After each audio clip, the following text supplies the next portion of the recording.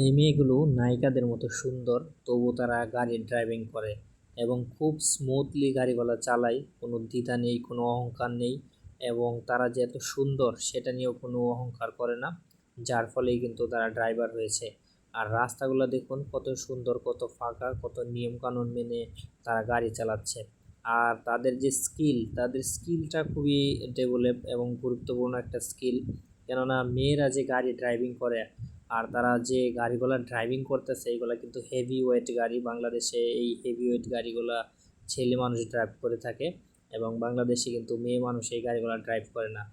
আর তারা দেখেন কত স্মুথলি, কত সুন্দরভাবে ড্রাইভ করতেছে এই গাড়িগুলো। আর একটা সবচেয়ে বড় বিষয় হলো যে মেয়েরা এত সাহসের সাথে এই গাড়িগুলো ড্রাইভ করতেছে, এত সুন্দর সুন্দর মেয়েরা। এটা কিন্তু একটা অবাক করার মতো বিষয়, এবং এই বিষয়গুলো খুবই বিস্ময় জাগে মনে। এবং তারা এত স্কিল কিভাবে অর্জন করে দেখুন, কতগুলা মেয়ে এখানে গাড়ি চালাচ্ছে, এবং গাড়িগুলার যে কন্ডিশন দেখেও কিন্তু অবাক হওয়ার মতো।